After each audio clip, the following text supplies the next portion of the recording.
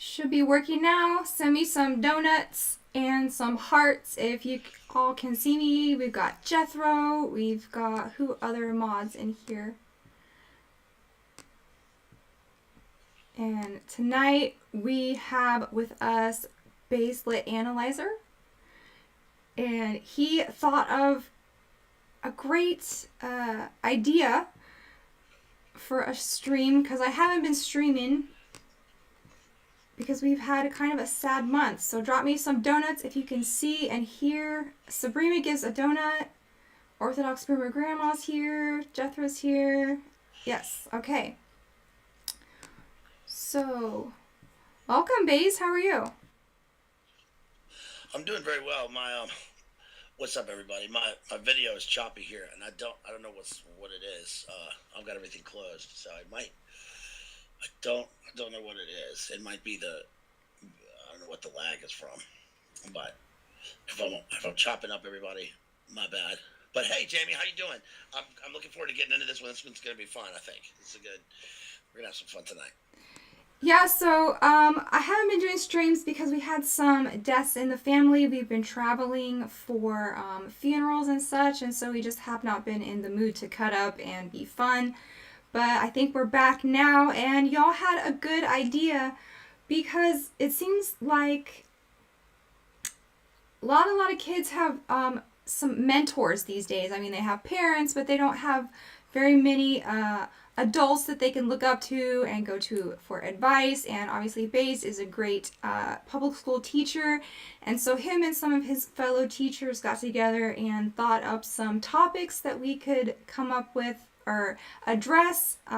Like your cool guidance counselor.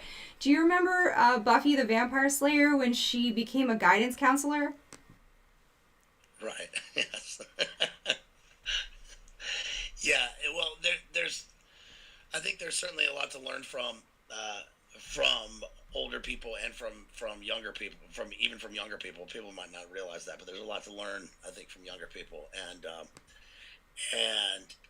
I never I never give. I have a even in real life, like I never give advice. I think it's important about who you seek advice from, who you take advice from, and but tonight's going to be my one exception because I think that there's a bunch of stuff that, especially young people and younger dudes, can learn just from you know, I, we're not the springiest of chickens, I guess, anymore. I don't know, so I thought maybe Hey, I got gray hairs.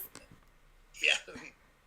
So we'll see what we can get into here because I know that people's circumstances and stuff, and we live in a world that's pretty fragmented, especially as far as basic life things go. So maybe people can take it or leave it, I suppose. Yeah, this is going to be fun. I was just laughing because so when Buffy became a guidance counselor, she still had to live in the paradigm that there are monsters ready to kill you in the high school at any second.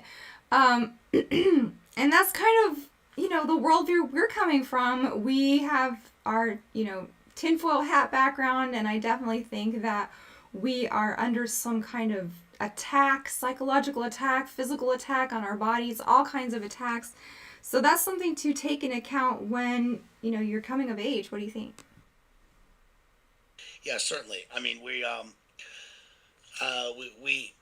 live in a different world now than we grew up with, especially pre Big Nine.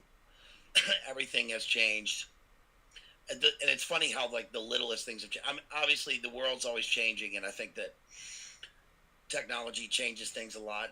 And it's we when we were teenagers, I think that like on the Real World on MTV. I just remember, if anybody's old enough for this, like on the show called The Real World on MTV, like they would always talk to each other through a video cam, and it never worked. You can and like when I was a little kid, they had like Dick Tracy phones on watches, and now there's iWatch. You can talk to somebody live on your watch, and those things they sort of change, the way people operate in their lives.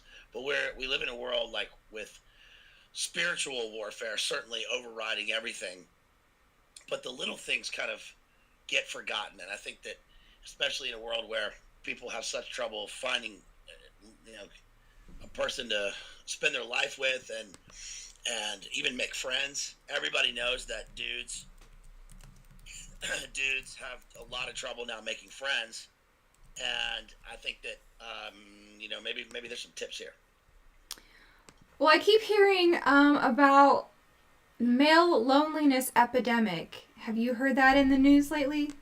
Yeah, absolutely. I hear that all the time. And I think it's probably true. It's probably true for most people, especially after Karunka. Everything changed so much with the way people the way people were shut in and shut away from each other, and lines were drawn as far as what people believe and how they can operate with their family, how they can just have interactions with people. But yeah, there's certainly, I think that there's I don't know the truth of that. I think a lot of it is probably a lot of it is kind of people's own fault. But you can certainly only take care of, you can only change things for yourself, and you can't control other people. But we can do the best we can with ourselves. So that's for true. That's for certain. That is a really important point you just made. There are things that you can control in life, and there are things that you can't. And I see a lot of people getting bent out of shape about things they cannot control. And I have to do this myself. I can't control how people, well, even on a personal level, like I can't even control how my friends treat each other, right? I can't control how my family treats each other. I can't control if they argue. I used to try and do that. I used to try and be the peacemaker, jump in, make everybody, like each other, just ultimate diplomat. But at a certain point, I had to be like, you know what? I cannot control how y'all all treat each other. If I was the empress of the world, we'd all be excellent to each other, but I'm not in control. So I cannot let that get to me. And so a lot of the issues, I feel like they put on young people too soon, and they cannot control what has been set up in play for thousands of years. What do you think? Yeah, I think that's very true, and I know what you mean about the peacemaker thing. And I think that one of the craziest things, I think, is that a lot of people are not lucky enough to have friends, lifelong friends. I know a lot of people like that, and I've met a lot of people like that, especially people online. I guess the average person just doesn't have. Maybe it's because of school, or they moved, or whatever it is, but I'm pretty blessed to have lifelong friends, people that I've been friends with since I was a baby. I mean, some of my friends I've been friends with since our parents were friends before we were born, and we're still friends. But uh, I'm not sure what it is, but people just have a really hard time maintaining themselves, and especially when they. Uh, I really don't know what it is. I don't know what it is, but I do know what you're talking. What you're talking about as far as being the peacemaker. I think that with young people, this is a big problem because social media is out of control in terms of them living their lives. They are unable to the it's like a drug. The drama aspect of what people say online, and a lot of people, I think, become addicted to having people treat them any way at all. And in other words, like, even before the internet existed, a lot of people, like, if people had problems at home, one of the things that, like, kids do at school is any attention is better than no attention. So as long as they get some sort of attention, then they feel good. It gives them like a buzz. Well, and that carries over into real life. I mean, social media now awards you for any kind of attention, even negative attention. So the way to play the game is rage bait. And I just think that's so crazy to For your own safety, first of all, to wake up in the morning and think, how can I piss off as many people as possible? I think that's just a really dangerous way to live. What do you think? Mm, yeah, yeah, absolutely. But hopefully we're gonna go through some ways to for people to get around that and to sort of try and maintain some sort of decency for themselves and to just chill. I think everybody just generally needs to chill, um, Yeah. Well, especially online. do you remember 4chan? Did you ever go on that when you were younger? No, I never went on it, but I know what it is. Yeah. Okay, so I went on that in the early days, early 2000s. I mean, it's like Long Cat, and before Pepe even had a name, he was just called Feels Good Frog or whatever, you know? And the way people Yeah. interacted on there was just a free for all because, first of all, it's anonymous, and secondly, it's like it was like an underground website for people who were back then chronically online. So you're talking about really rude things, you're talking about corn all the time, you're posting corn all the time. Um, you're posting anime, you're posting just anything like random. And this is where Anonymous came from. It's where the Guy Fawkes mass people came from. You know, the people who will dox you or do all kinds of raids online. So I've noticed that the culture of 4chan in the early 2000s is now what people act like on X. That's a good point. Yeah. Well, there's certainly something to be said for look, I'm as active as anybody else. I think online. Well, maybe not as active, but in the early days of the internet, I mean, I really avoided the internet for pretty much anything for a lot of my life. I mean, like in high school, like I just never even took I never took the internet seriously. Nothing. I thought that all of the ads, all of the push, all of the like adults who would say things like that everything in the future is going to be online, and that's where your relationships will be. All the things that have come to pass, that all seemed ridiculous to me. It's like what, I'm going to go to a computer lab and get on AOL and talk to people and that'll be my life. No, it was like a fun extra thing. But then as time went on in the 2000s and everything started to become get online, I remember my first year of teaching, like my I got in trouble because I missed a meeting and they said, yeah, well, we sent you an email. And I was like, did you check your email? And I'm like, no, I mean, if it wasn't in the box, if the notice wasn't in like the physical mailroom box, then I didn't think it was important. And then it sort of switched. Now it's the opposite. Some physical letter that you get is not as important as the update. But now we live in a completely different world than that. So Well, not only that, people are as disposable now too because of the access that you can get to. You think that you can get access to billions of people, quality people, and that's just not true. We have our first super chat of the night. It says H Brazzy 499. You should start channel memberships. Also, good job on growing your brain rot vocabulary. Yes, Jay might not like it, but we find it funny as hell. No cap. I think slang is hilarious, and BLA does too. We send each other slang all the time. I am going to start channel memberships, and I'm also going to link that to my Rockfin. So the shows that I will be doing on Rockfin will also be available for YouTube membership. I just have to find the time to do everything. So thank you, H. Brazzy. Yeah. So have you noticed that in your world, I keep seeing these TikToks like teachers get on and they're like, the kids can't read, they can't learn, they have no attention span. Some like it's terrible. What do you think? yeah, well, I think that there's like two sides to this. One, I think that the education system in the country in the world, it's the okay, this is a nuanced answer.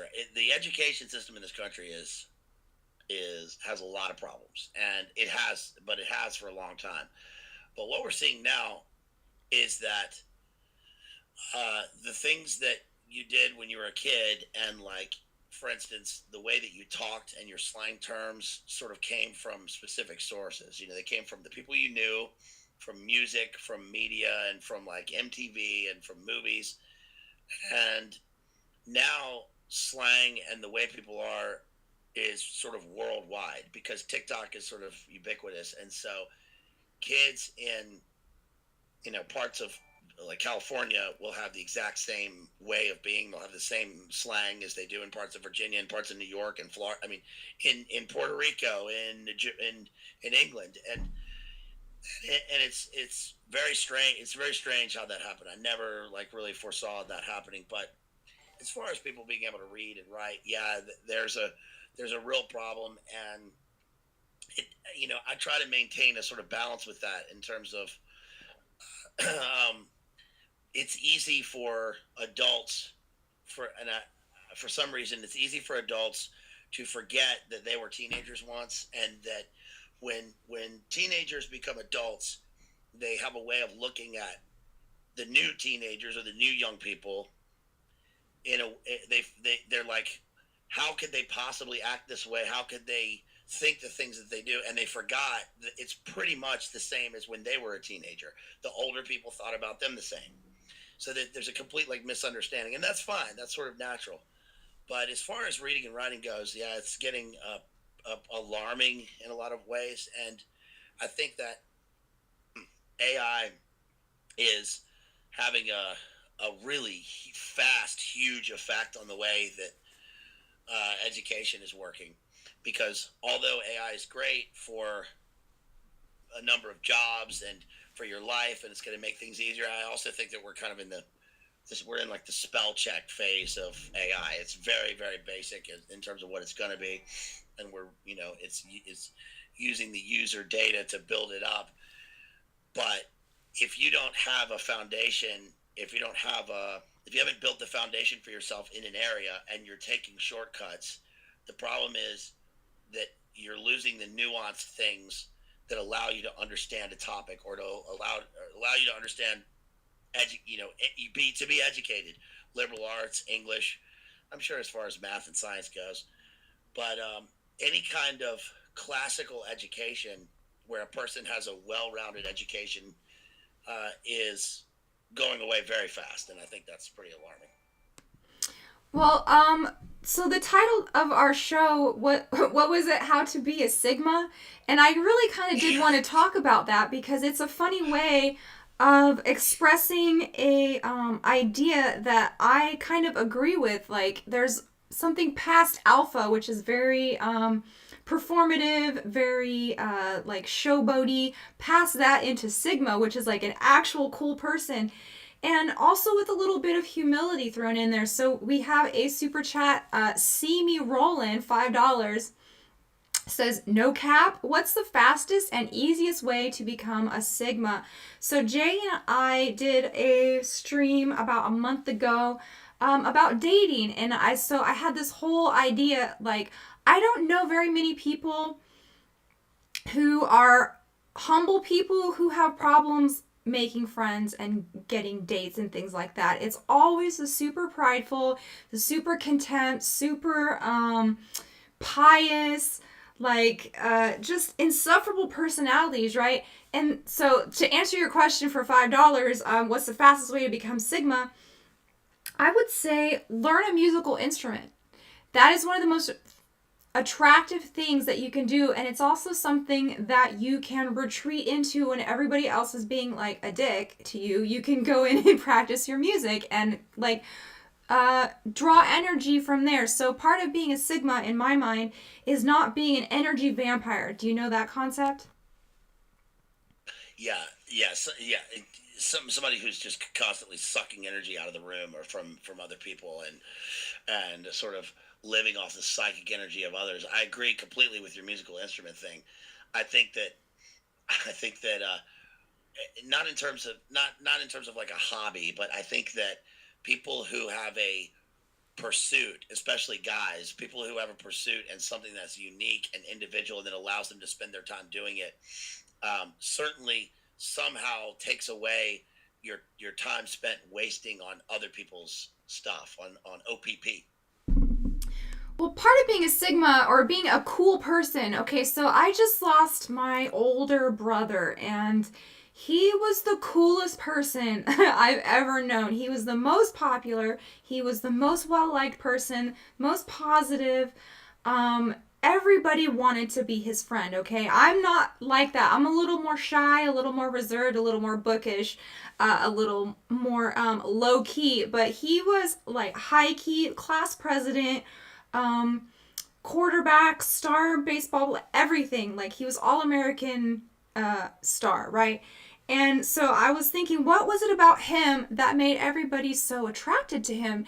And it was because he didn't really care if you liked him or not. He was just himself. He was interested in his things. He had virtue. He was positive. Um, he was responsible. You know, he didn't like rely on people for handouts, money. He didn't approach people in a way, what can I get from them? You know, so when you are constantly viewing people through the lens of what can you do for me, it's going to be exhausting trying to interact with you. What do you think? Yeah, there's definitely there's like some sort of balance here. I think that dudes have to the coolest people to be around are people that don't they don't care about what other people think, and they are non I think nonchalance is a big part of this, and just kind of having an attitude similar to the dude in the Big Lebowski is pretty just pretty is chill, you know, but at the same time there's also in The a dude is a way too perfect much of example that. of that. Yeah. Yeah, yeah, there's a thing where people are actually too much of that, and they then become unaware of how they're perceived. And I think perception is very important, especially when dealing with making friends with other dudes, and especially with something that comes to like something important like your job. You know, your the way that you handle yourself every day at your workplace is certainly you perception. That's all that matters really in terms of your job, is how you come across to people. And so I think there's a weird sort of there's a middle ground between that. But like when you talking about your brother, I think one of the things that comes across is that I know people that are similar to this, and when you talk about him, like the way that it's kind of infectious and your voice sort of lights up. People get that when they meet a person like that in person because they have like a light in their eyes, and that is something that's very noticeable now versus when you look at like videos of pre Big Nine. There's a weird thing where to me it's always noticeable how bright people seem, like how their eyes seem bright, how they're not. There are a lot of people that seem dead inside, and you can tell through looking through their eyes.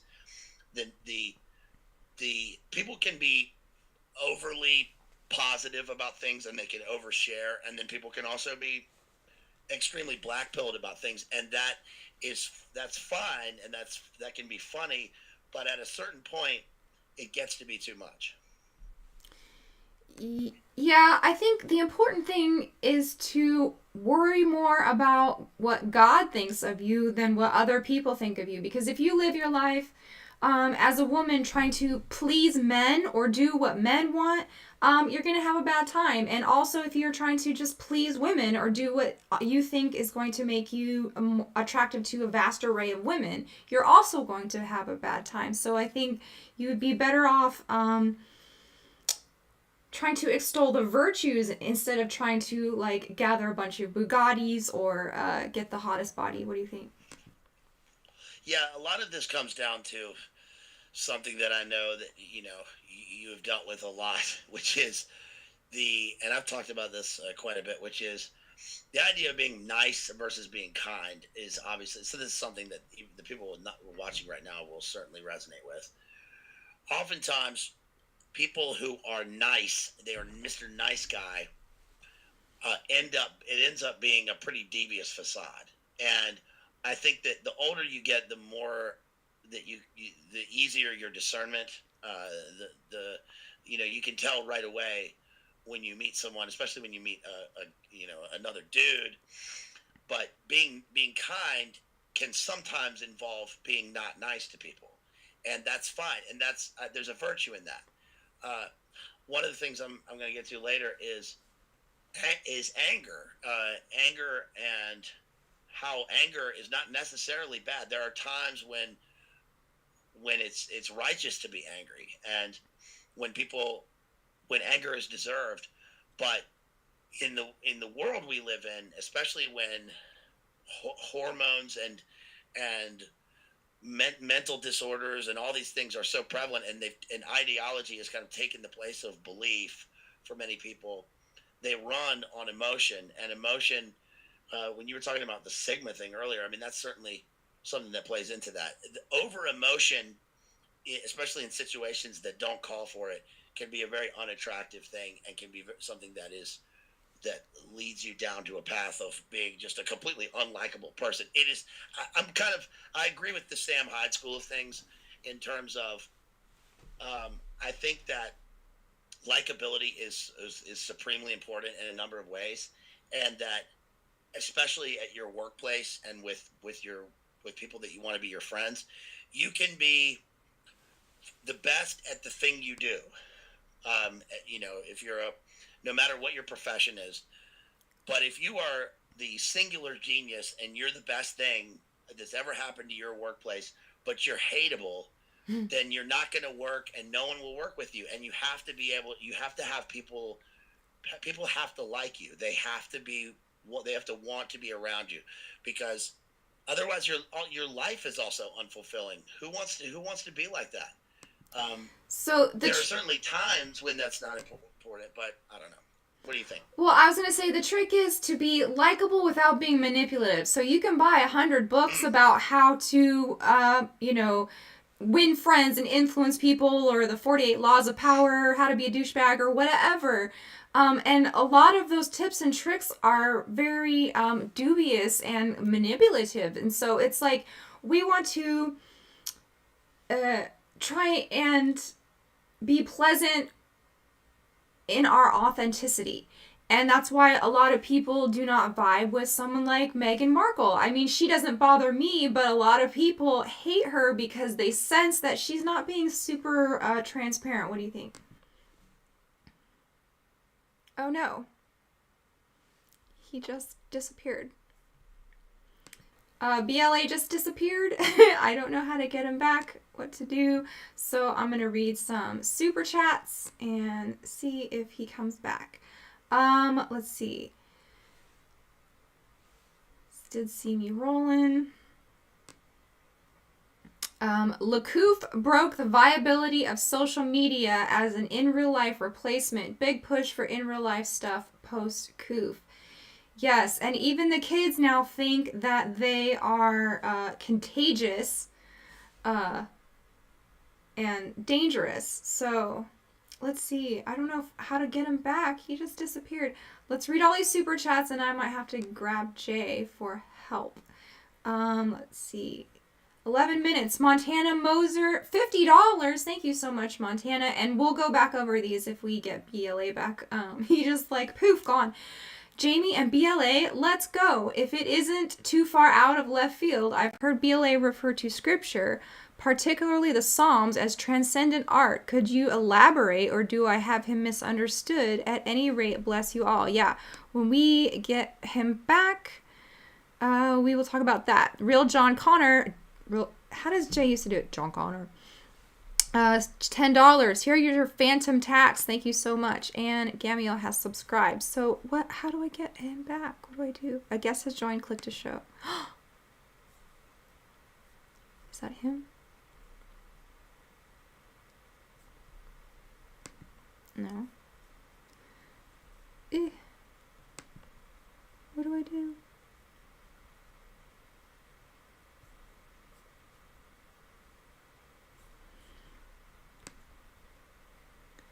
He just ditched me, and I don't know how to do this. Let's send him the link again, I reckon. Double click on CloudCam. Show on stream. Hey! Are you back? There we go. We did it! Yeah, I'm back. Yeah. No. Okay. All right, so I don't know. That's okay. And we got a fat super chat. You ready? Yeah, let's hear it. Okay, Montana Moser, $50. Jamie and BLA, let's go. If it isn't too far out of left field, I heard BLA refer to scripture, particularly the Psalms, as transcendent art. Could you elaborate, or do I have him misunderstood? At any rate, blessed Lent to you all. Yeah, that's thank you for that super chat. That's great. Just keep sending them in. Send them in to Jamie.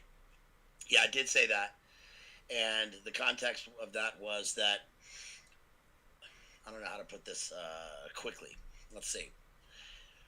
I if someone asks me my favorite literature, I say the Psalms are my desert island book, and I think that the Psalms are the supreme example of poetry. I often, on my channel, I'm talking about literature and poetry, but they are different than talking about great poetry, like if I'm talking about Shakespeare or something, because they supersede that, they transcend that, because the Psalms are not just an example of the best literature, the best words in the best order, and something for all literature to take from and to try and emulate. They also are meant for devotion. They're meant for a spiritual and pious purpose to worship God. They're not the same as reading really any other literature that can be transcendent, but it is not at a spiritual level. It's the same thing as it's sort of the same as when you talk about modern art or painting or even classical art may have a religious context, it might have a religious symbolism, but it is still not specifically religious. So looking at, for instance, religious icons or even stained glass windows in an ancient church is not the same as looking at a painting in a gallery, because one, it also deals with the intention with which it was created. So good Okay. question. Yeah, great thoughts on the Psalms. I love that. We listen to the Psalms back and forth. We just keep going back and forth. You know, we read them the opposite way, and then we start at one and go back. So it's neat. Where were we? Oh, Boomer Slayer, $20. Thank you, Boomer Slayer. I appreciate that. And so we're talking about Meghan Markle. That was another one. Someone said super chat. Chase Haggard, what's up, Chase? Shout out to Chase and his lady 499. Don't talk about Meghan Markle like that to BLA. That's why he left. Oh. Yeah, because remember, we're Team Megan. We did a whole stream on Spare. No. I know she doesn't bother me as much as any other of these LA girls, but it does show through. I think her insecurity shows through a lot. Like there was one scene. So she has this new show on Netflix. Have you seen that? No, but I saw a clip of her with Mindy Kaling, and I think that's probably a pretty good example of what you're talking about, because she said Mindy Kaling says something like, okay, yeah, Megan, and she says, yes, it's Duchess now. Hello, have you not heard? Well, that's great, but she comes across as sort of overbearing, and after all, she wasn't born a royal, so it's not unusual to refer to her as such. So I know what you mean with that, but I haven't seen the show. Yeah, so Mindy says, I can't believe Meghan Markle goes to Jack in the Box or something like that. And Meghan goes, it's actually Meghan Right. Sussex. And you're like, oh man, come on. And just be yourself, girl. Like, you're interesting enough. Like, all of your, Yeah. you don't have to act like, I don't know. Well, instead of making the point that she's the Duchess, instead of saying, "Yeah, of course, I'm a person, and I wasn't always a royal, and I went to Jack in the Box for like most of my life," that should have been the point of it, instead of call me Duchess. Right? Yeah. So the point here, what we're trying to do is help you be likable without being, an overly puffed up like douche. So people do not like snobs. Surprise, surprise. They don't like when you belittle them. They don't like when you're rude. They don't like when you try to mog on them. Hey, that's one of those Gen Z slang words. So I don't know who needs to hear this, but people do not like to be one-upped and talked to like they're the stupidest, most annoying person in the room. Yeah, it's funny that you say the snob thing, because I think there. I mean, look, I can be pretty snobby about things, but it's Hey, usually in there's a real difference life, between and having standards and yeah, acting like a snob. Keep going. that's right, that's true, yeah. Um, I think that commenting on people who say things to you or ask questions, usually, and I have a thing about questions later, but that can be the problem. Oh, you didn't know that? Why didn't you know that? Oh, you haven't seen that? Like that's the judgment call of the thing, and that doesn't provide for like a great conversation with people. I think a lot of this comes down to with the fellas being likable has to do with there's really a couple things that guys need to be likable. Oh man. Oh man. He just cut out again. All right, he'll be back, I guess. So I'll just carry this. We've got a super chat by Lula, $5. I love you, Aunt Jamie. You and your husband have been a big positive influence on my life. I will always be thankful. I love you too. Appreciate you watching, and I'm glad you're here. I don't know how we got him back last time. He just like popped back in. So now I'm here with y'all and no no notes or anything. So you're just gonna have to talk to me in the chat, send me some questions, send me some super chats until we get BLA back. Let's see. Sabrina's here. Yeah, Meghan Markle. So BLA and I did a show about Prince Harry and Meghan, a couple months ago, and we read that book called Spare.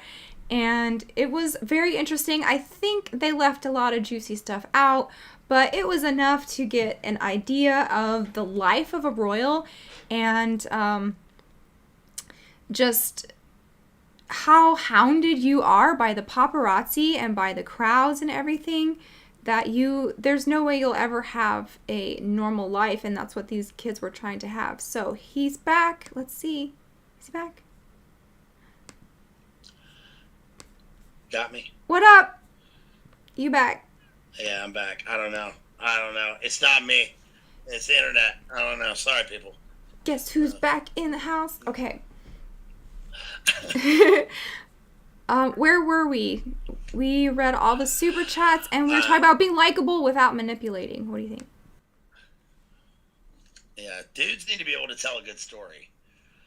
I mean, that's what it kind of comes down to in real life. You got to be able to tell a good story, and you got to be able to entertain people. You have to be able to, be funny, and listen to people.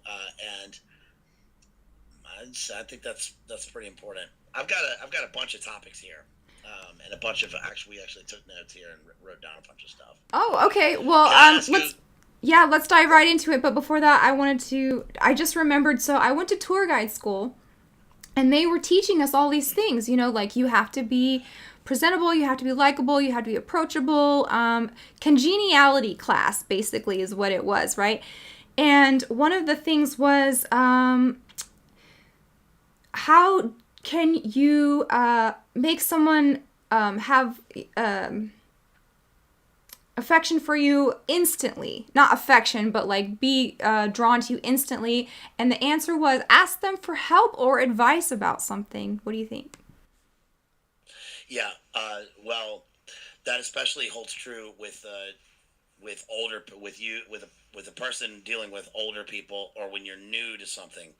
I think that asking advice, if you're a young guy and you get into a job and you've been there a week and you think that you are the top dog, and this is so strange, but this does happen a lot. Young people get into jobs, and when older people ask them how the job is going, they're like, "Oh yeah, it's going fine." Yeah, and they say, "Well, I hope it. I'm sure it'll keep going," and they have this thing like they know everything about the job, and you don't have to act like you don't know anything about the job, but there's just something about recognizing your status, about knowing your place in things, and that is endearing to people and leads people to want to help you.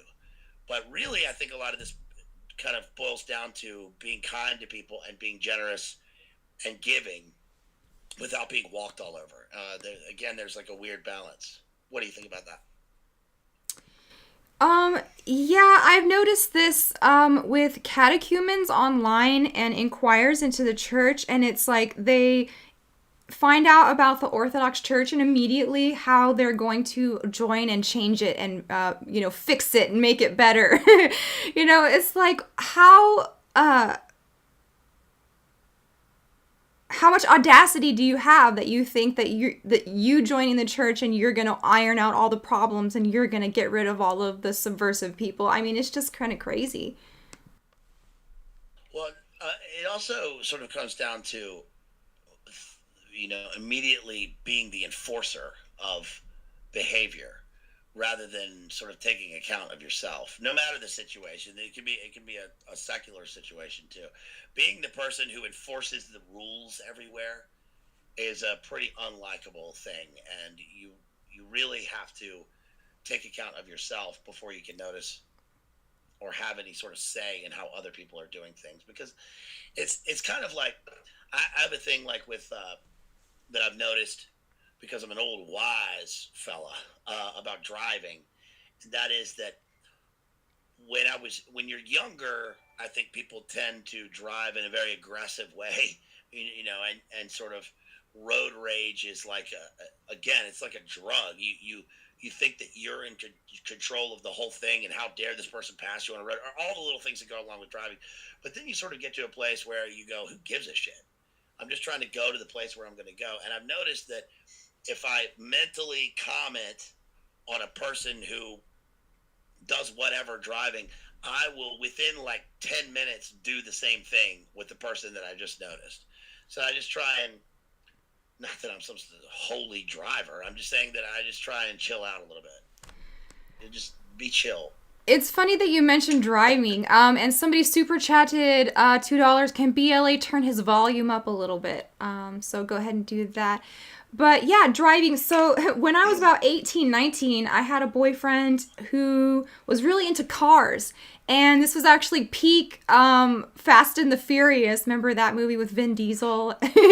And souped up cars, and everybody had Hondas and Fords. So we would race our cars around and drive fast. And it was a stupid thing to do. And it was really dangerous, and it was really rude. But it was like what the young kids do. And I realized, after I'd been to traffic school like 5 times, that this is just really stupid and inconsiderate. And like you said, you mature, you grow out of it, you realize you're sharing this space with everybody else. You don't have to get there faster than everybody. And you just become more a better person to share the road with when you stop being such a dickhead about driving. What do you think? Yeah. And I'm sorry about the microphone. I mean, I one thing, this is so annoying, and it has nothing to do with what we're talking about. But every time when I get on the stream now, but anytime I get on the computer, I have to check the settings because it automatically places the volume all the way back down every time I turn on. It's like an update that it does, so it diminishes it by half. So I did that beforehand. Everything's all the way up, so there's nothing I can do. It must be Streamlabs. Oh. Sorry, buddy. Sorry, they said they like it Yeah. raspy and what is it? Cuddy and raspy. Anyways. Raspy and gravelly. Yeah.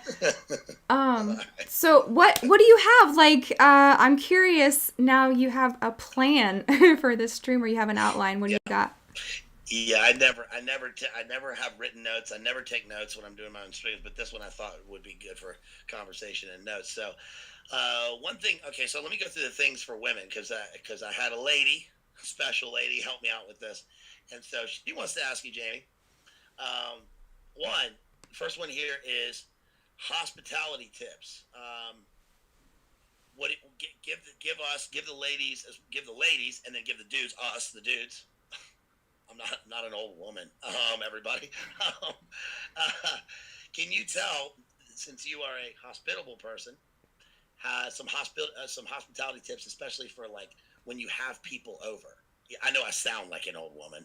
Every time I'm on the phone, by the way, every time I get a phone call, this is the thing about being nice to people. When you get a phone call, or like you got to call like the phone company or something, they always think my nice voice on the phone always apparently sounds like a emphysemic old woman. So um, hospitality tips.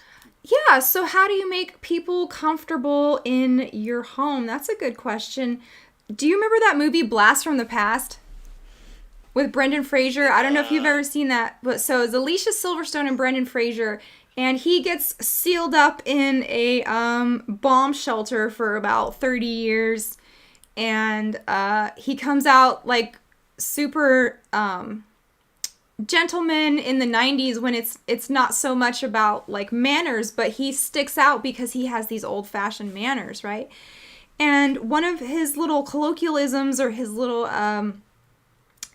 pearls of wisdom was that having manners just means showing people that you have respect for them. It's not about lording over some type of like mannerisms or you sit here and you cross your legs this certain way. It's about making people feel comfortable in your presence. So if you want people to feel comfortable coming to your house, I would say number one is have a clean house to come to, a environment that's not, overrun with lots of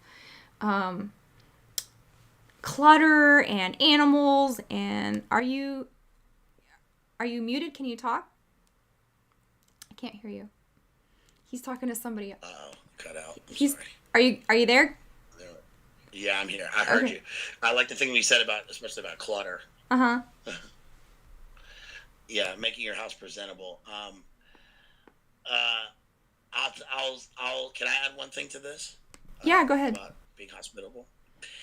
Uh, well, my mom, who is the best, most hospitable southern hospitality, and my parents had a lot of parties, had a lot of cocktail parties and stuff, and they're very social people. One of my mom's rules is basically that when people come to your house for any reason, like you don't set rules. You don't try and control the people at your house, and you don't give them rules. You don't make them follow rules when they get there. You have to kind of trust that the people that you invite to your house especially are going to be respectful to your house. And you can do things like put coasters down for glasses and things like that, but don't tell people like what not to do when they come to your house, especially right away. Does that make sense? Oh, yeah, and I don't know if y'all know this, but I mean, hospitality is up there in the really important virtuous works that you can do for Christianity, letting people stay, travelers, sojourners, pilgrims stay at your house, so that Orthodox take hospitality very seriously. And you do want people to feel comfortable in your home. So I don't know about advice because I just kind of do this naturally. Like we've always had a home where people always knew they could crash on the couch and they'd get a hot meal and they'd get like, whatever they needed. And it's funny, I became the house that you eat dinner and fall asleep at. And so all my guests were always like conked out on the couch because I guess they felt so relaxed. Yeah, I Aw. He went away again. Poof. Yeah, so how can you make people feel relaxed in your home? Like he said, oh yeah, so how can you make people feel relaxed in your home? Like he said, I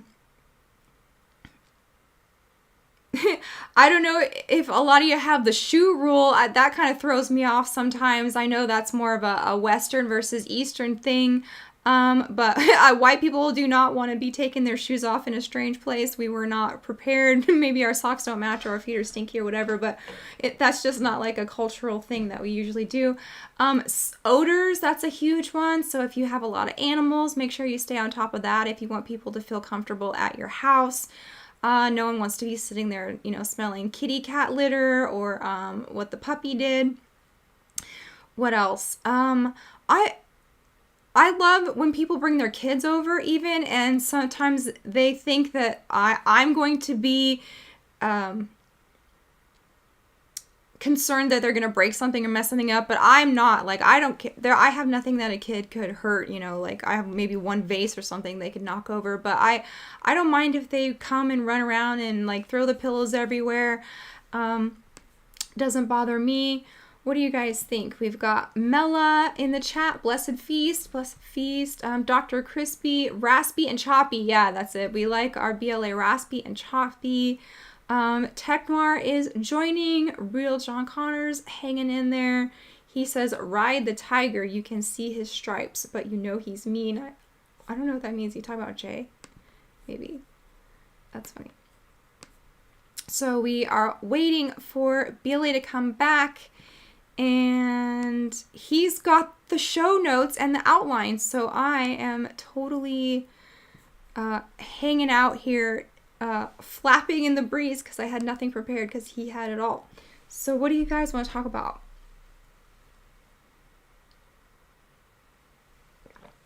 With all our technical difficulties.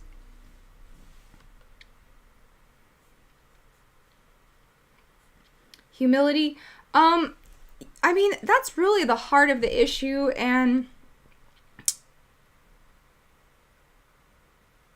trying to extol the virtues that Jay and I talked about in our last stream. 1 Corinthians 13 about love. So we were talking about how do you love your neighbor, and that's a huge part of, you know, even being likable is being a person who genuinely will love his neighbor.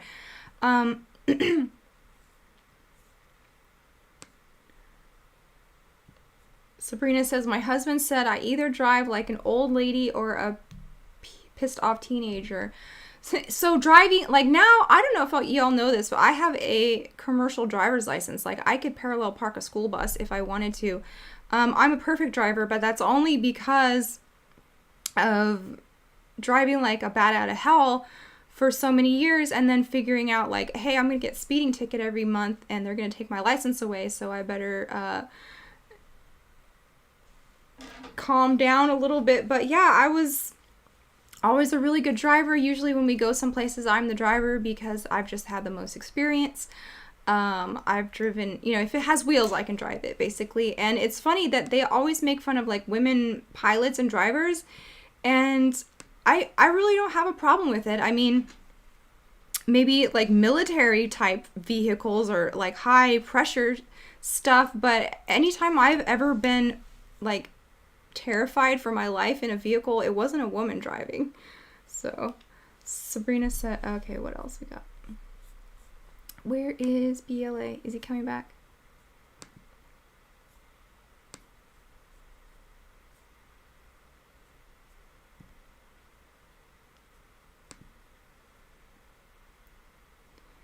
Where are you?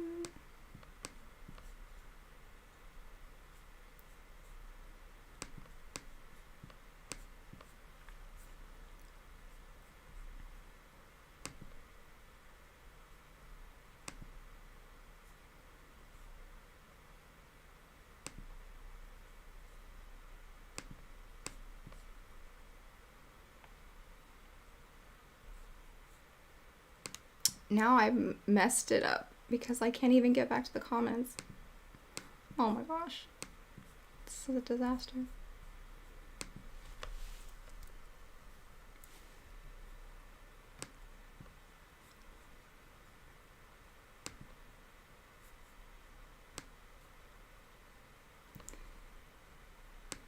Let's see. Where's BLA? Is he coming back?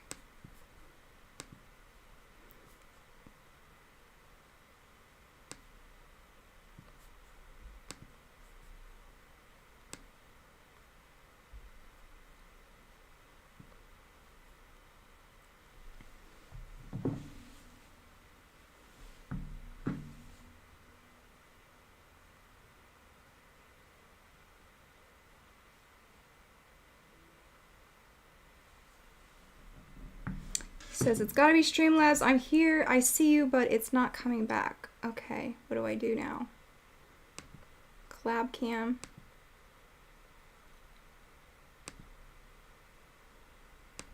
Should we call Jay in here? Do we need the big boys?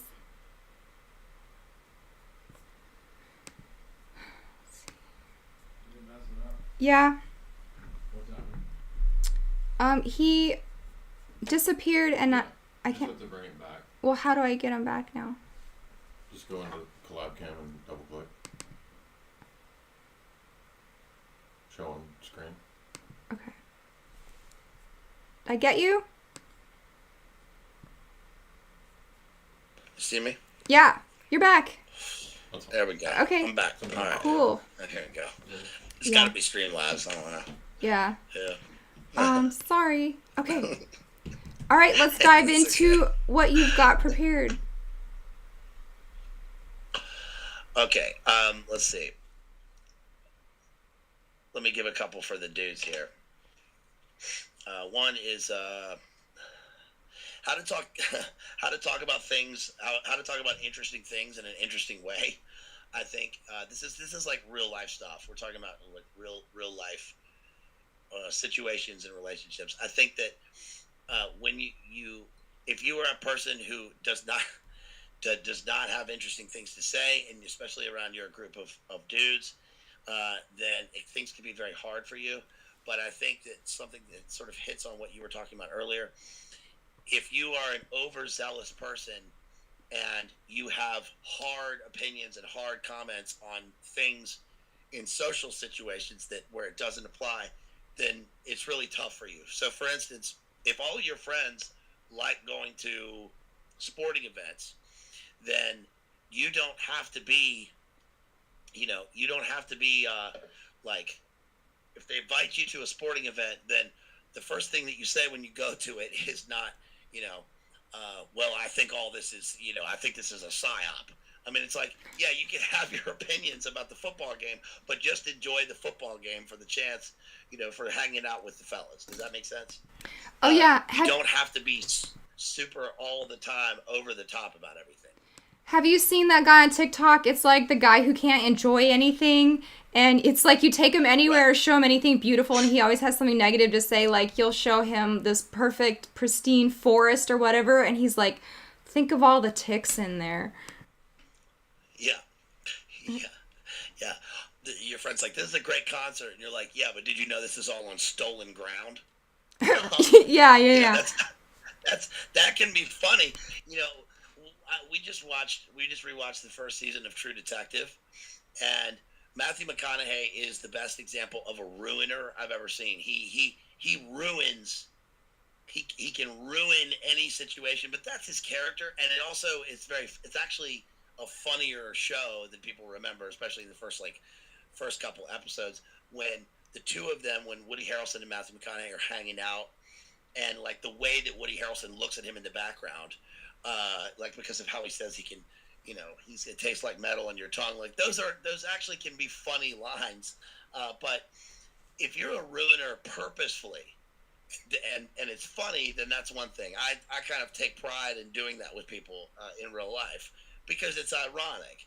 But if you mean that seriously, then it can be extremely off-putting. Well, a ruiner, it doesn't necessarily have to, it can be entertaining. Like, Carl Pilkington? You remember that show, that travel show? Yeah. He was hilarious, and he had the worst attitude. So there's other things going on. There's other dynamics at play because you can be very entertaining and also be negative. Yeah, this also goes along with dating. And if you're a dude and you are one of the people who complains about you can't get a date, and then finally you get a date and your date says, let's go to the museum, and you say modern art is fake and gray and it's all degenerate, I don't want to have anything to do with that. That may be true, but you have to pick your battles, and your date that you just met is not going to like that. Right? Yeah, there's a new meme going around, like a TikTok meme, like it goes, I'll never get a second date, but at least she knows that, taxation is theft or whatever. Yeah, exactly. The next thing I have is I got a bunch of stuff with dudes who, a lot of people don't know this, especially young people. It's like the little things. It's like the way that you dress appropriately for appropriate situations. So, for instance, like if you have a dark suit, you want to avoid brown shoes. You look like a 2007, Lumineers hipster. You match your shoes to your belt. Try not to wear dress shirts like with gigantic collars or like cufflinks. A lot of people who don't know how to, like young men who either didn't have a dad or something, or they don't have friends to tell them what not to wear. They wear shirts like French cuffs without cufflinks, or they're wearing cufflinks everywhere. And you're not like a producer in 2000 again in the 2000s. Like try to just wear normal like polo shirts. Um, um, I think what? Okay, guys who follow sorry, go ahead. trends, I'm sorry, trends for guys is a little tricky because you can end up looking very goofy very easily when you. I mean, I know now the trend is super tight clothes, like super tight pants where you can see every muscle on your butt, and a jacket that's two sizes too small, and everything looks like that one episode of The Office where Michael Scott wears like, his European cut shirt. It looks ridiculous. When Michael comes back and he's wearing he goes to the ladies section by accident, and he's wearing the suit has like the inner lining. It's pink. Yeah.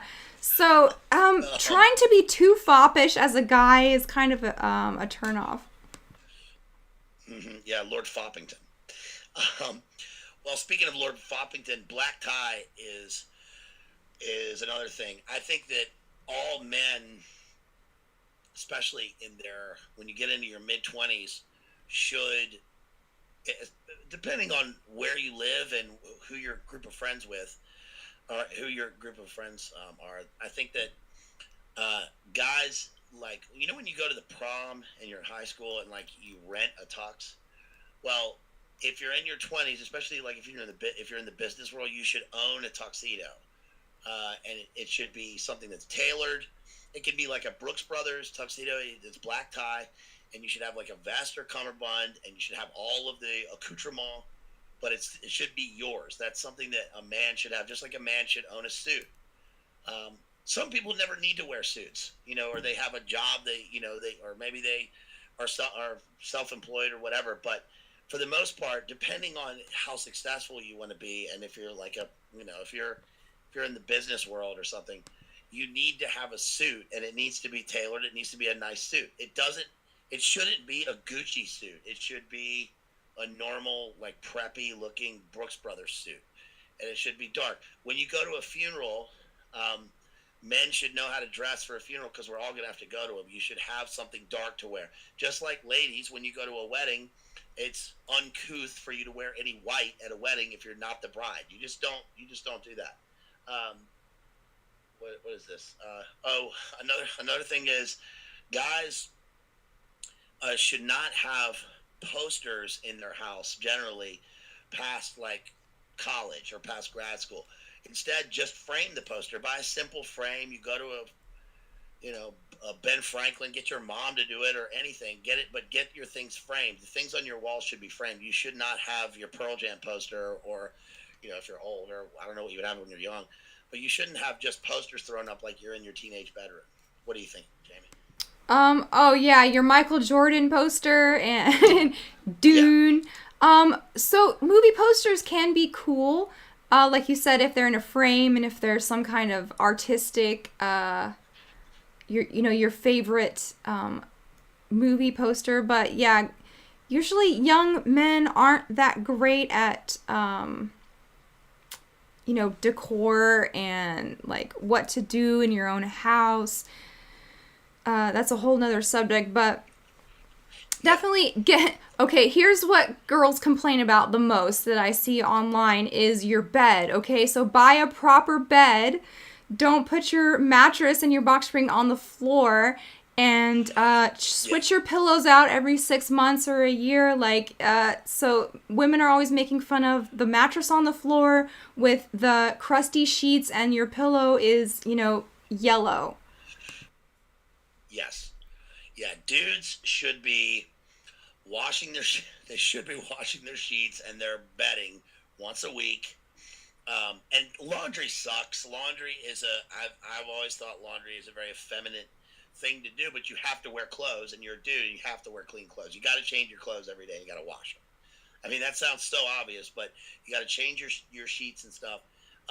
One thing that I learned from my mom about picture framing is like a lot of people's homes, now that everything is a gray box and people's homes are very corporate looking, and they like, excuse me, they hire an interior designer sometimes, or they just come with like a rooms to go or something.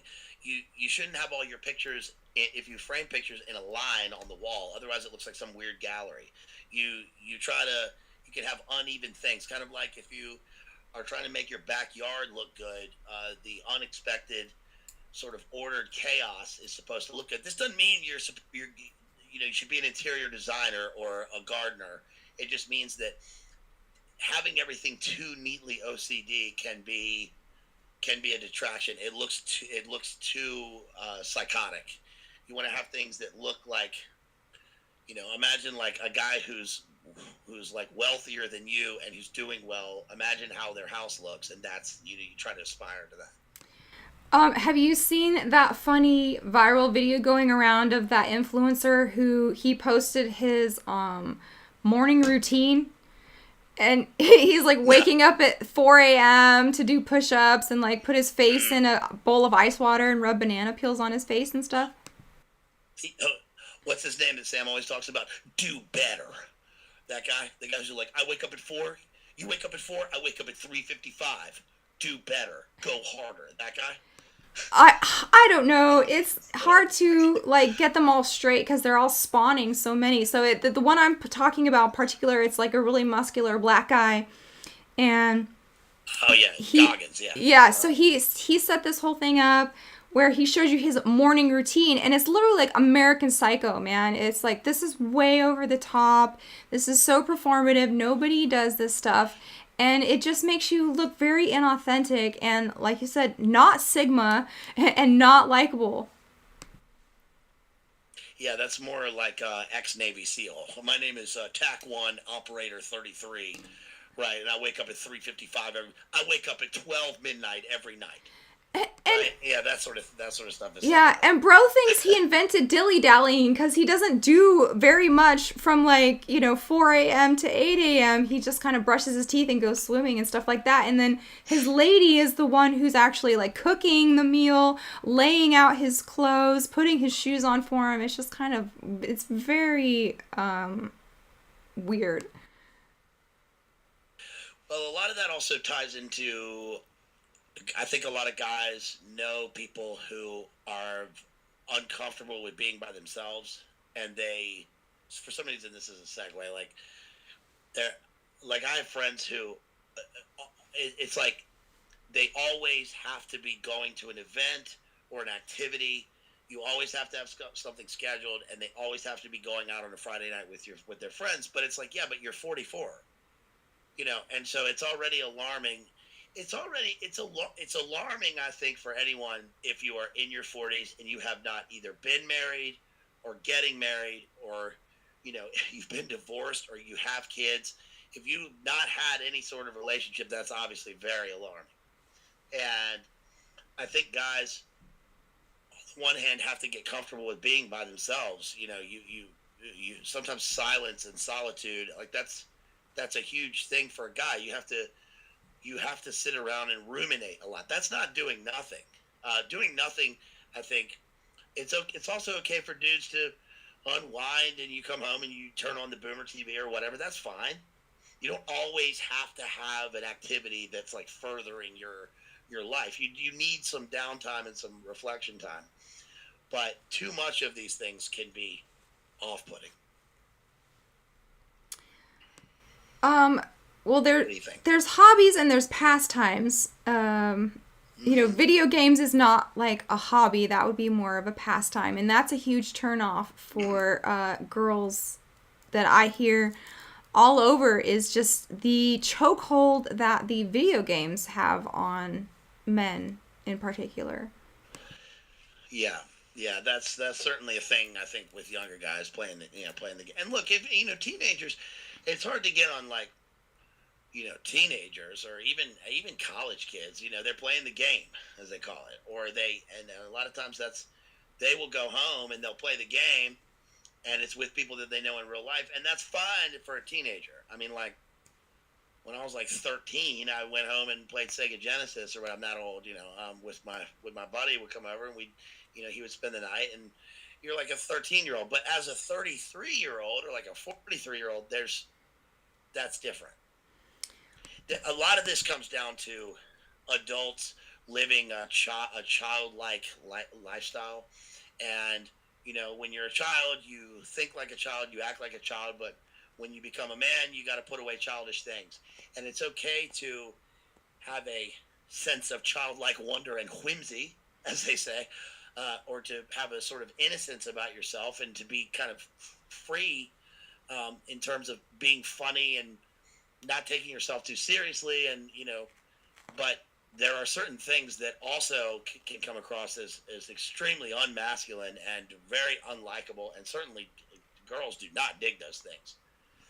Well, you hit upon a important point. Is you do have to become comfortable with spending time by yourself, because if you don't like being with yourself, alone with yourself, no one is going to like being with you either. So things that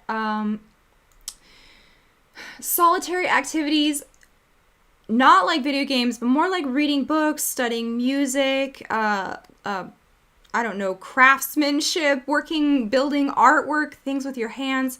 That's more of what I'm talking about than just being isolated in technology.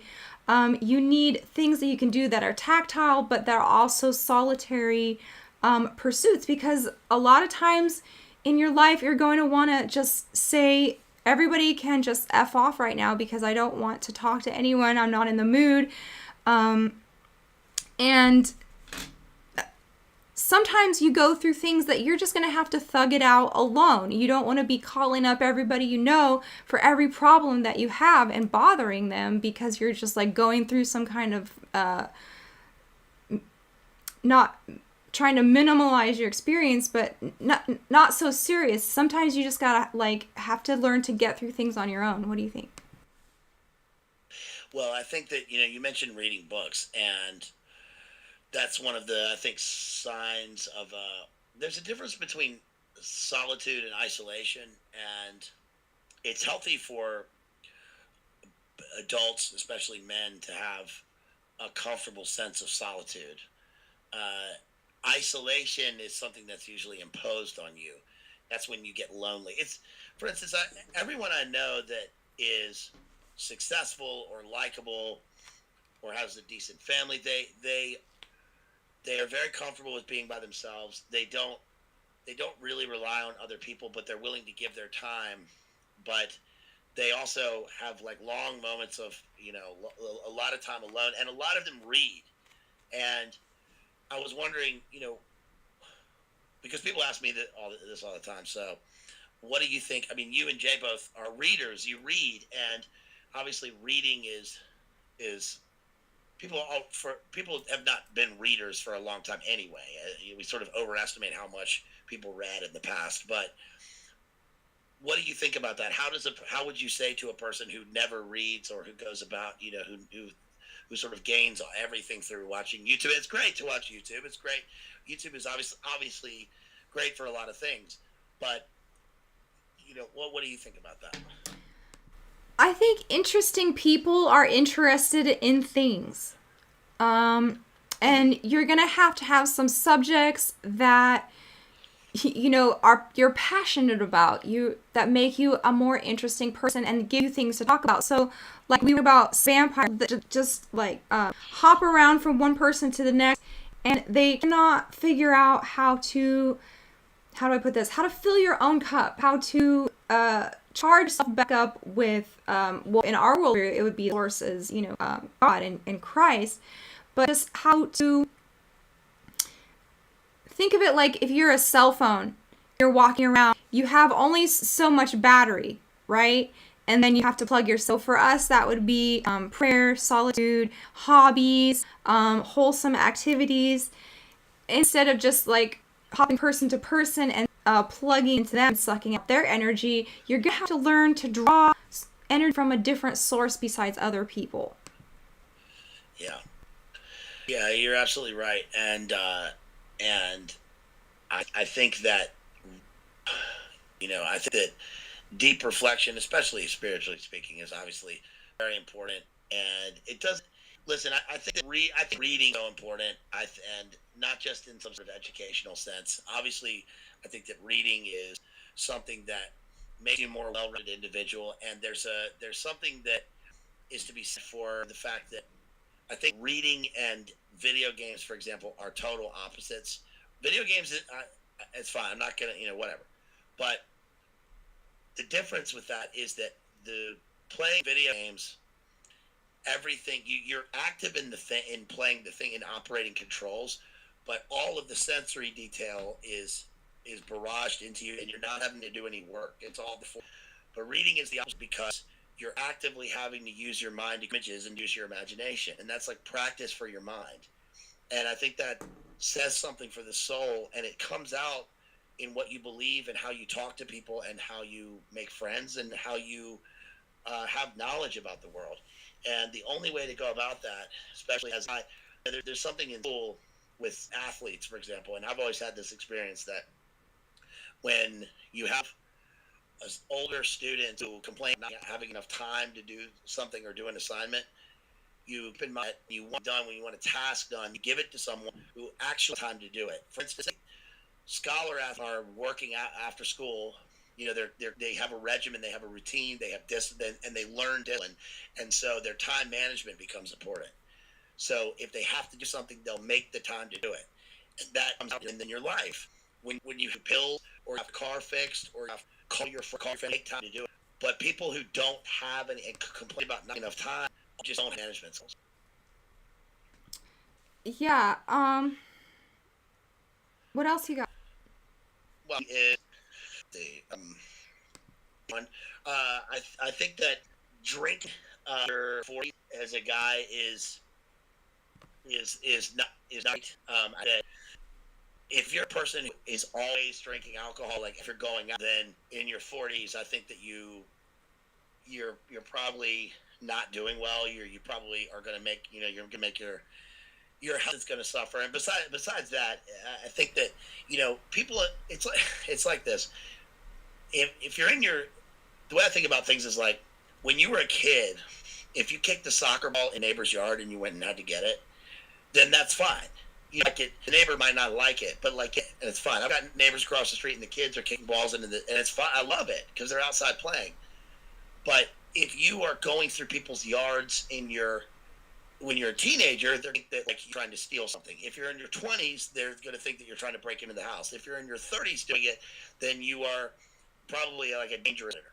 So it's the same thing with like that are sort of pastimes, which is that when you're in your 20s, and you're in college or whatever, guys drink and they go out and there's like there's lad culture.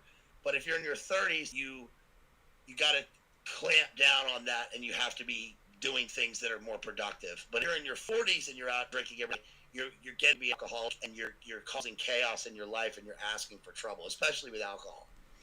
But on the other hand, when and a lot of younger guys know this, like when you go out to meet people, or you go out on a date, or you go out to meet, you're on some sort of business thing, you have to know how to drink and what to drink if you drink.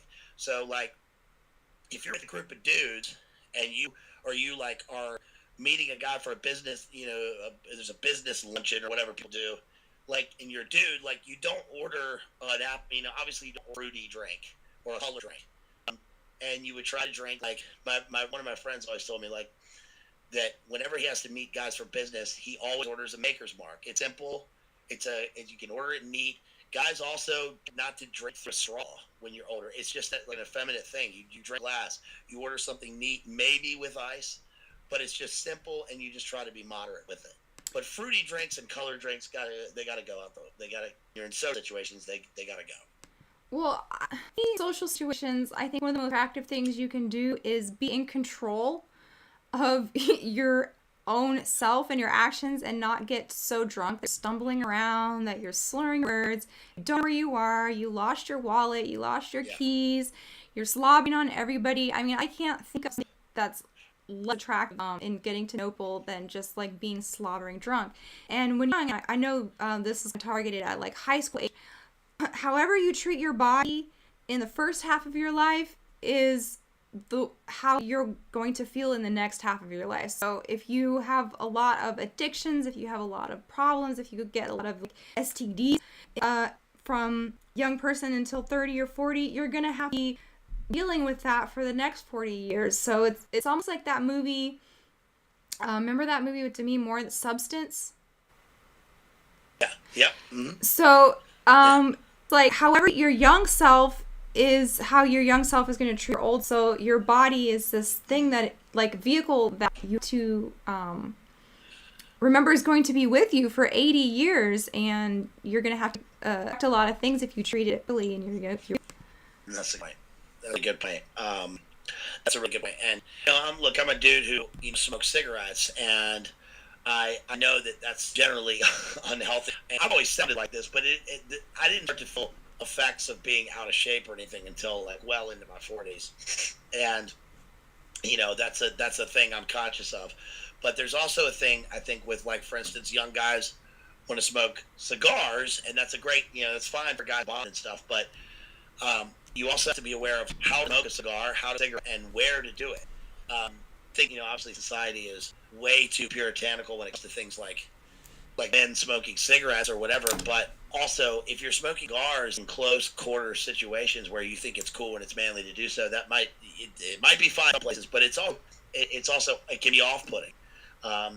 Just like it can be off-putting, like to if I go stay the night at a house, I'm not gonna smoke cigarettes inside. That's just rude. I'm just gonna do that. It's rude. If I have people over to my house, they're fine to do fine. I want them to have fun, and I'm not going to set rules for a party. But when I go somewhere else, I'm conscious of that.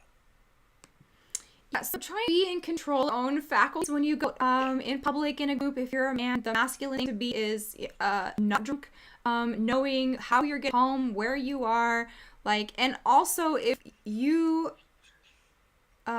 can be in control of yourself, you can also look at the group. Like, I'm always doing this when we go out of group. I'm sure everybody's safe. Everybody's fed. Just kind of like the mama duckling wrangling everybody. Like, we have to be at this place at this time, and I'm the one that has a schedule. I know that's kind of tight, and it's very masculine, to do that. But if as a guy, if you can take charge and just be on point and in the moment, that is really attracting. And when I was a little girl, I used to watch that show called Quantum Leap from the 90s. Do you remember that show? Yeah. Got back. So he was my ultimate young girl crush because he was really handsome and smart, but he wasn't all super lecherous. Like, he wasn't girl crazy. It was his partner Al, who actually the actor Dean Stockwell from the OTO. But Al was always wolf character, leering at women and all thinking about sex. But Sam was thinking about science. He was thinking about the mission. He was thinking about other people. That was super to me when I was young. Well, you bring up something else, which is that I'm not sure what women think that guys like how they talk about women, but generally speaking, I'll say from a dude's perspective, it's generally kind of to talk about your relationships with women and any kind of your sex life with other dudes. That's just that's not a cool thing to do. I don't want to hear it. I don't want guys don't want, especially when you're in text, when you're in the group chat. The difference between being funny and you're being the dudes or being dudes purpose, but other guys don't want to hear that. And as far as guys getting dates, and I just generally think that if you're a guy worried about getting a girlfriend, then your priority probably need to shift to worry about something else first, in terms of understand how people to make friends. A lot of guys have trouble getting a girl, don't have any friends. If a guy has friends and you're funny, let's say you're young and you go out places, that's naturally attractive to people, and then relationships will come from that. Priority is to go out all the searching for girls or search for a girlfriend or even talking about how you want a girlfriend. Generally, that's not going to work out for you now in today's world. So what do you think? No one likes to hear how desperate you are. And going out with the express purpose of picking someone up, that is super pathetic. And The only thing that I can think of to relate to some, like, a guy who's going out with the express of like hooking up or something is when, back when weed wasn't legal and we try to get a bag in a new town, you have to help someone out and be like, okay, that is the profile of the person that I'm looking for that have weed. He's got like a Bob Marley shirt on. You have to like strike up a conversation. You have to pretend like you care what they're talking about until you can like suggest like, hey, where we can get a bag. Like, do you know what I'm talking about? Yeah, absolutely. Yeah, of course. Yeah, of course. And I weed want thing something also. him. I don't care about him as a person. Right. Right. Yeah. What weed, dude? Well, you can't just No. like get like if a guy's out trying to hook up. He can't be like, hey, wanna like have sex? You have to pretend like you care about what she's talking about or whatever. And there's the whole tax about if you go to a dealer's house, you have to watch the movie with them because you can't just show up and leave in 5 minutes because it looks sketchy. You have to sit there and watch a movie with them. Listen, man, have you ever seen the Boondock Saints? Just sit here it's only got 9 minutes left. That's like Come on, bro, hang out. Yeah. Watching the last half of a movie is a weed tax. Yeah. Also, I think I don't care. I don't really care. I don't really care about it at all. I also don't want to hear a friend talk about weed. I don't want to. I don't really. I don't like weed. I got my own personal reasons for it, and I was younger, and that's there's a thing. But I think that weed, like, especially if you have problems in your life, weed is the worst things that could be because it stays in your system too long. It has an odor, easy catchable, and it's easily noted on a person. Like if you're going to work and you hit your butt everything before work. It depends on where you work, but most places where you sort of responsibility, it's just off-putting and irresponsible because you out of control. Any people, especially dudes, need to be more in control of themselves and their faculties when they're doing stuff. And if you think it's like, yeah, it'd be cool for you to show up at like the T-Bell drive-through at like 2:30 in the morning and you're blitzed, like fine, whatever. But if you're going to operate a forklift, like the boomer who's in charge of you is going to know that it's not. Yeah, and especially if you are someone, like you said, with problems who has a problem with rumination and just thinking about things too much, if you're an overthinker, then definitely that is not something you want to be doing. Yeah. Yeah. What about, I was going to say, facial hair? Like, generally, like, dudes, I think guys under at least 20 years old, generally, like, it's kind of you avoid facial hair. When you're older, I think that, I think that boomers especially, like, if you see an old man who's like, over 60 years old and they don't have facial hair, they can run the risk of looking like an old lesbian. But it depends. It depends on the guy. Because boomers now, of course, have a thing where they're growing their hair out and they want to like be like Woodstock again. So, and they don't have facial. They look like old women. 50s man who came out of War II and had facial hair. It's a different story. The dude looks like he comes from some crag, like a crag. He's face like a mountain. That's different. But yeah, facial hair. That's funny because Orthodox guys, like clergy, like to grow those big long beards. I don't know anyone who likes a big, like wizard beard on a guy. I think it catches food and it's just kind of off-putting when you're eating them. Some like what you got going is pretty much like a full beard, not scraggly hanging down. I definitely like it when Jay has a little hair growing out. But there is like, just keep it trimmed. A lot of people do look much better with like a nice mustache or a nice full beard. Well, we all are fresher. I'm a big, but other people aren't Hesher. Hesher. His nice groomed. But he's also like, he looks like a badass metal dude with a metal beard, so it suits him. He's that way. His personality with that. That's people are not aware that have that kind of beard. Like, I know one particular guy in my real life, like, has a beard like that and doesn't. He's like unaware that he's like that. He looks like some sort of wizard. It's the guy I work with. And he's also like a short king, like 5 feet tall. So that doesn't help. He's running the Merlin aesthetic over there. Yeah. All right. What about keeping time and making plans with people is important. When you are younger, you people have a tendency to, like, when your friends are picking you up and you're a teenager, it's like, yeah, we'll be, I'll be there at 8 or whatever, and then it turns into 10 going out there, but that's fine because you're a teenager. Oh, he disappeared again. Oh, he disappeared again. Let's get him back. He's not. Okay, so what was the question? He just dropped out.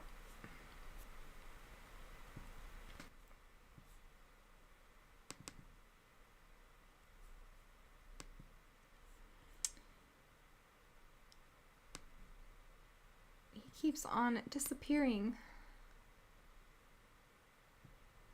Dr. Crispy wants to buy a Funko Pop at Aldi. Don't do it. Once you buy one, then you have to buy them all. It's the rule.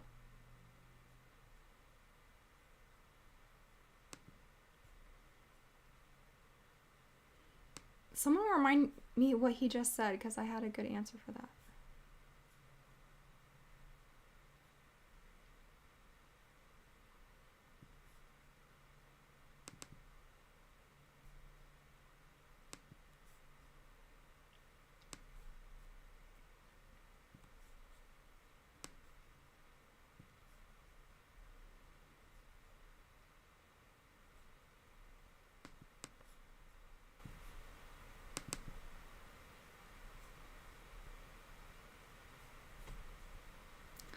He is not... Where is he?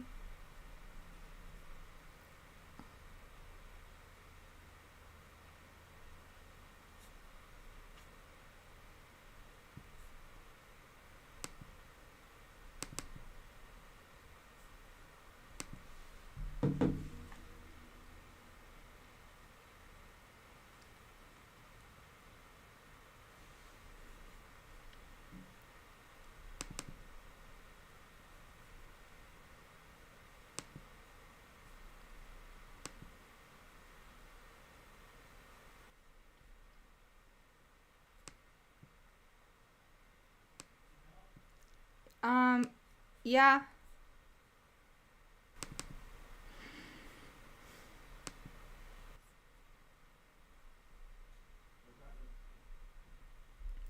He just keeps disappearing. Oh, wait. Is he back?